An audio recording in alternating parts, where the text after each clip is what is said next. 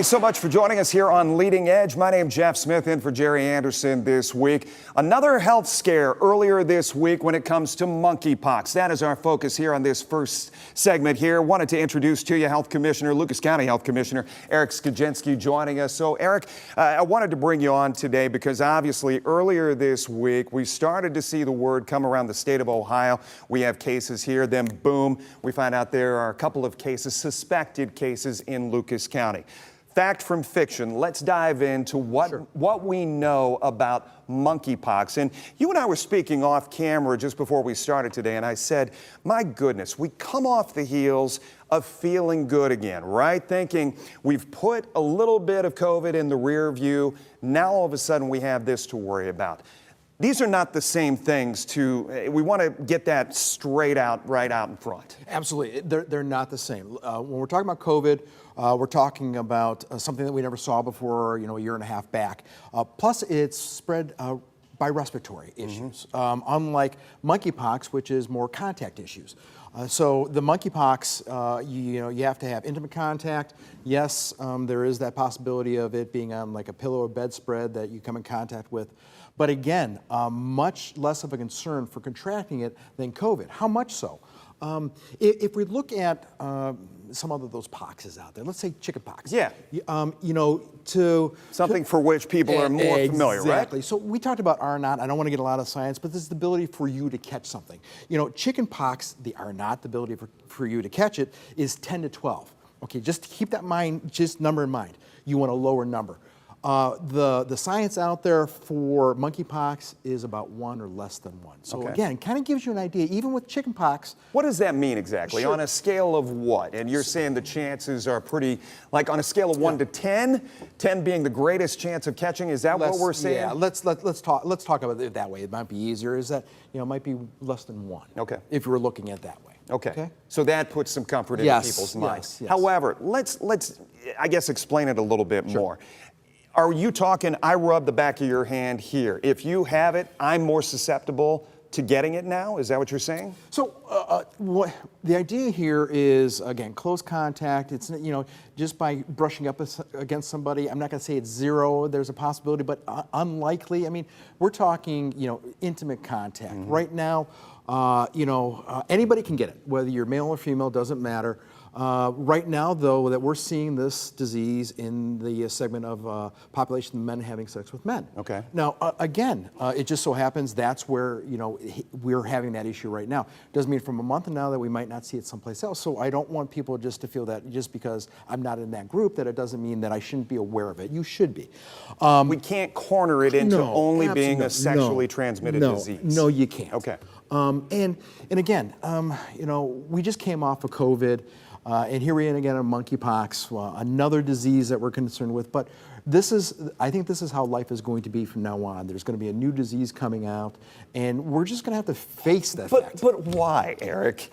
My goodness. But don't forget, monkeypox, this isn't new. Let's go back. You and I in our second segment are going to talk a little bit more about COVID. But from your position, right, this is frustrating. This is one of those things, it's like we are in 2022. Life has improved in many scopes, but my goodness, I mean, as far as our children and having to dodge so many things right now, and this being yet another one. So I feel, tell me right or wrong, I feel there was a huge learning curve when it comes to COVID. Right? Yes. So many unknowns, so many news conferences that you held that from month to month, there was a little more that we knew. Sure.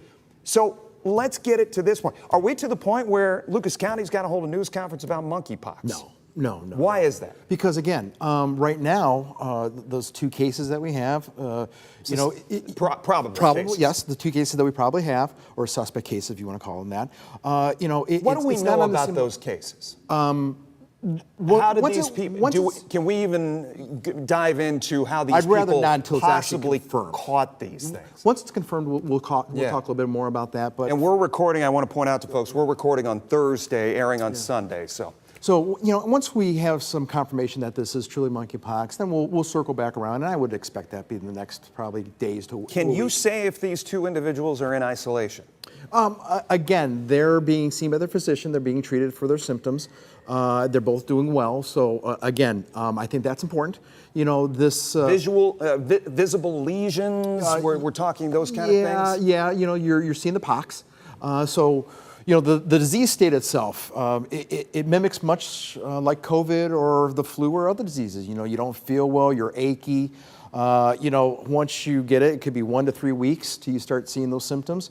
And then, So does that mean kind of on the front end, just like we saw with COVID, you're contagious? Well, it all depends, again, from that 1 to 3 weeks. It depends on where you're at in that state. And then you come up with those pox, you get that rash. And then, the issue here then is, what do we do for you? I want to point out, Lucas County Health Department did put out on its website as well as social media these forms kind of explaining exactly what monkeypox is, the fact sheet. The other issue with this is the vaccine, and I wanted to play a clip real quick from the White House. They came out earlier this week and talked about the availability of it. Here's that. So our guidance is, first, we've had a comprehensive and aggressive response to this. That's what we deployed. We rolled out that strategy last month in June. And so once we realized that it was what was happening, the cases that we were seeing, there were more than 300,000 vaccines across the country in a matter of weeks. And we quickly ordered the production of 5 million more vaccine when we saw that the virus was starting to spread. We saw all across the country, some of the major cities, major metropolitan areas, New York, San Francisco, LA, there were huge lines of people wanting to get this vaccine. How far are we from seeing that in Northwest Ohio? The numbers that I'm hearing, we're hearing maybe 2 million doses by the end of the year that we'll have on hand. Do we have any yet? There's vaccine out there. The process that we use is that we do the epidemiology, the investigation, if you would. We contact the Ohio Department of Health, who also then talks with CDC. And then there's that decision right now, because again, we don't have a lot of vaccine. Do we need to utilize that vaccine? So there's a pretty regimented way of getting that vaccine out to an individual. And I would expect as we go over the next weeks to months, that's probably going to change. It's going to be a little bit easier to get that vaccine out to people. I'm not expecting it to be a wholesale vaccine like we would see with COVID or the flu right now, just because those numbers aren't there, but also then the disease state too. When we talk about flu, we have thousands of cases of flu in those years when we do see flu, the last couple of years. So again, we got to look at the disease and how it actually is transmitted, and then who could actually then become infected and then contagious. Your scare factor, your fear factor with monkeypox. Right now, I'm more concerned about our flu season this year. Okay. Because we haven't had one. How are we going to react? Not saying that monkeypox isn't a concern. Again, we have to take it as a concern, but there's other diseases out there right now where if you're asking me right now today to prioritize, I'm trying to figure out how we're going to handle flu in the fall.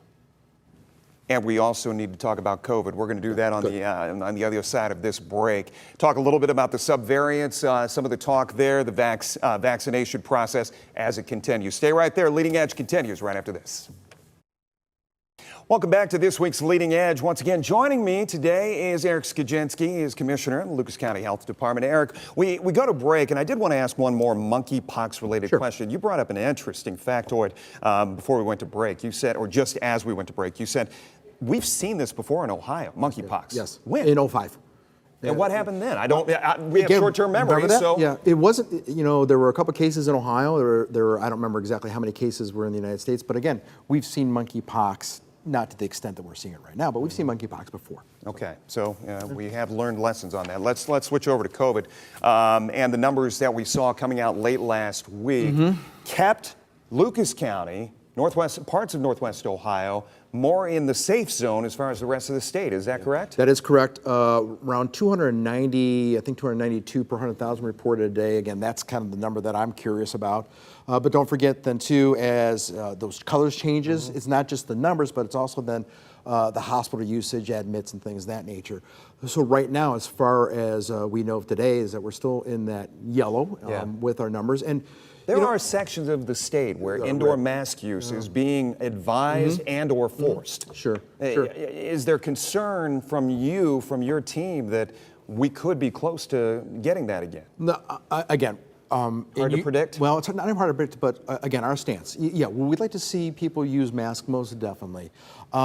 But what about heading into the school year? Are you being asked by Toledo Public as far as what should we do, Eric Zgodzinski? There are some bantering right now about what's going on at the state level, what should be maybe recommended.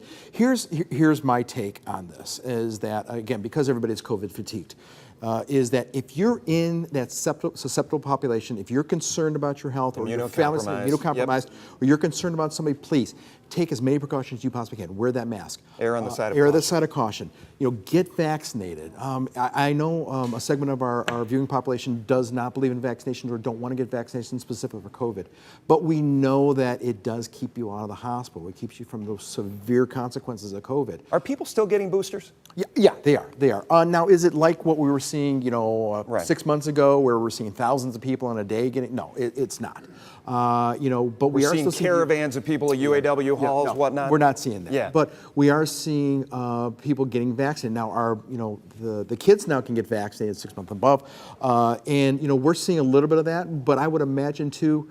A lot of those kids are probably going to their pediatricians. The families are taking the pediatricians to get vaccinated. So, again, I would urge everybody who still has a question about getting vaccinated or is wanting to get their kids vaccinated, go out, do the research, get the information, make that logical decision for you and your family. Which, again, my take is my family's all vaccinated. Sure.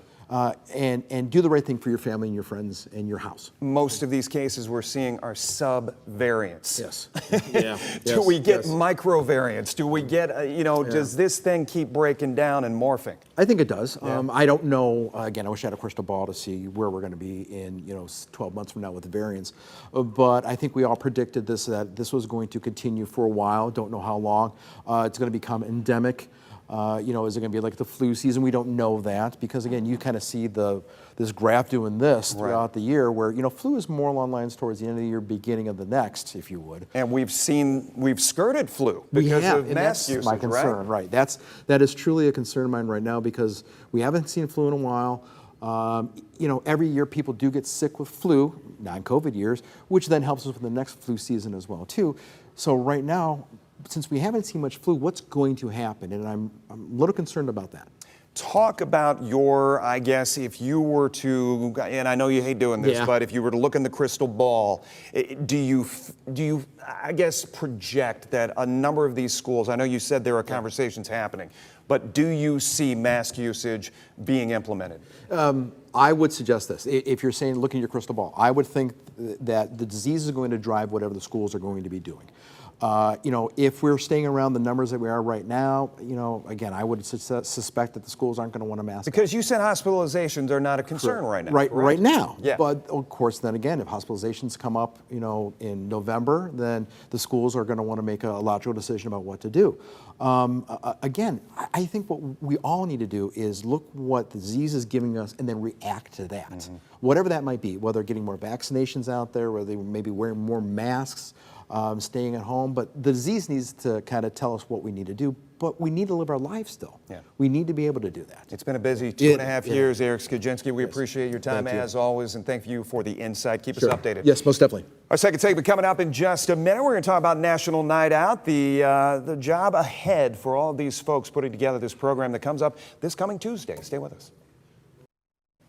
Welcome back here on Leading Edge. I wanted to take a little bit of time here with you to talk about an event that is coming up on Tuesday. The main reason is some of the efforts we have seen in the city of Toledo over the last couple of months, in fact, the last year or so.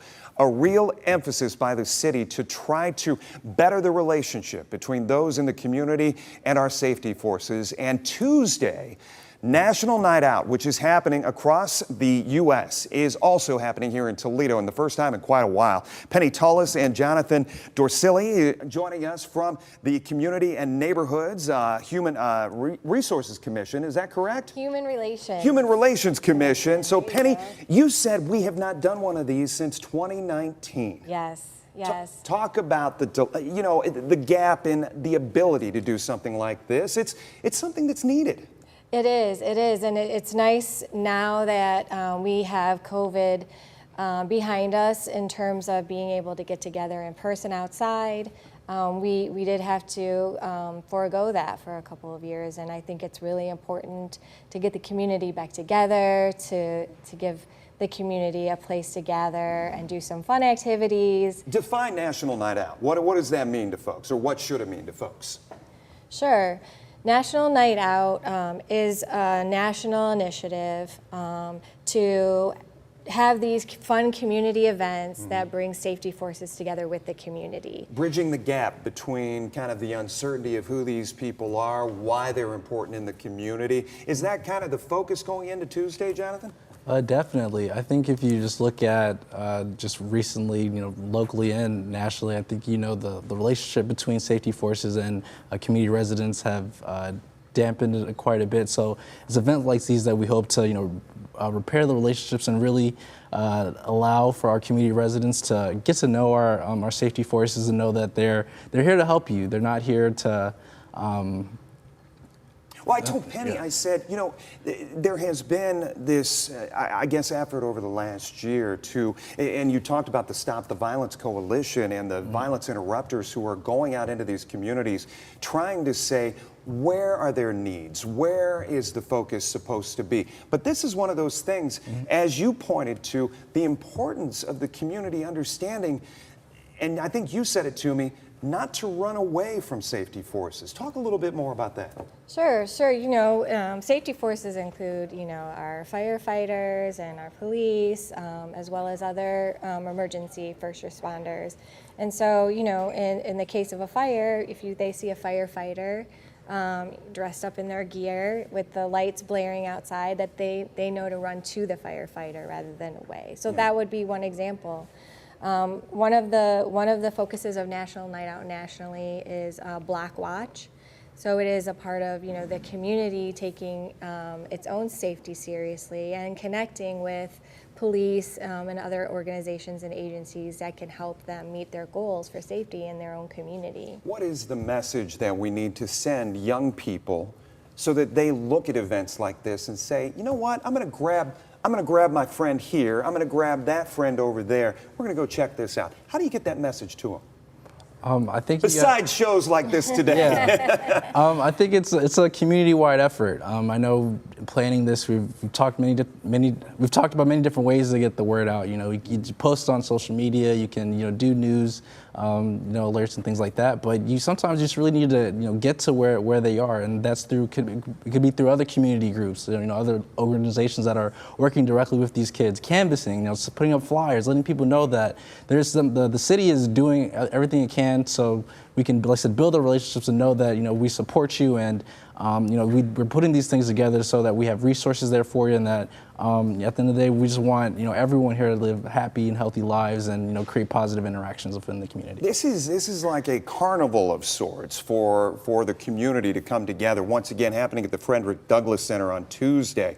As I read over this, face painting, theater workshop, rock climbing, bounce houses, basketball tournament. One of the things that stuck out, I looked back at some video from 2019. You see officers, you see firefighters getting involved, meeting these people, getting into the community, making sure that they're not just another face, they are a part of that community. Is that what we're trying to understand better going into Tuesday? Sure, I think there's value, in just even having them, be able to climb into that fire truck or, see the lights go on the police car, and then vice versa, having the firefighters and other safety and police officers and other safety forces involved in, playing Foursquare or a game of chess.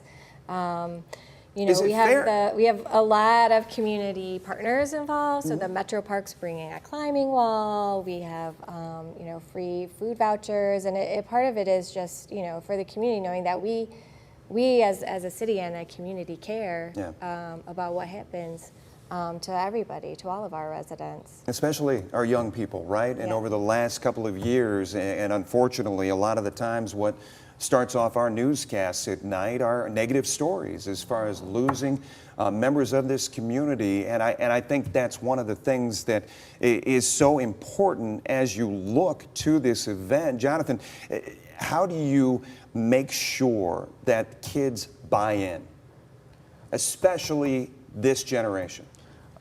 Yeah, I think one of the big parts of this, as we mentioned, the involvement with the safety forces, is really like humanizing them. You know, letting them meet the person. You know, behind the badge, behind all the equipment, that's a human being right there, and that's someone who has feelings, who cares, and ultimately, they just want to protect you. They want to protect the community, and they want everyone to feel safe. They want to build spaces where we can thrive. And so, like I said, we have this next generation of youth that are grow up in a community that looks out for them, that's caring for them, and you know, when they're at that same age, when they're ready to give back, you know, they already know what that looks like. So this is really trying to help just build that cycle of just positive interactions. Let me give you a hypothetical, and we've only got about 45 seconds left. You pick up the phone, you call your family up in the Detroit area, and you say, hey, we've got this program coming up Tuesday, and it's meant to do...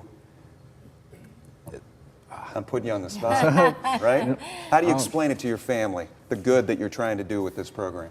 It's really just trying to create. Listen, as you've mentioned, there's so many negative stories out there that we're seeing each every day. So it's a good feel good moment. It's a feel good story, and it's something that it's for everyone. I know we're directly targeting the youth, but you know, adults could come in. We have so many different resources pulled together that anyone could take advantage of. Because they need to share the message with the youth as well, don't they? Definitely. Jonathan, Penny, thank you so much for sharing some time. Once again, it comes up Tuesday, Frederick Douglass Center between 3 and 7 at 1001 Indiana Avenue. We'll be right back. Welcome back for a final time on this Sunday. You know, some things that are so important, they're the hardest to put into words, aren't they? But I thought Penny and Jonathan did such a good job of talking about the event on Tuesday.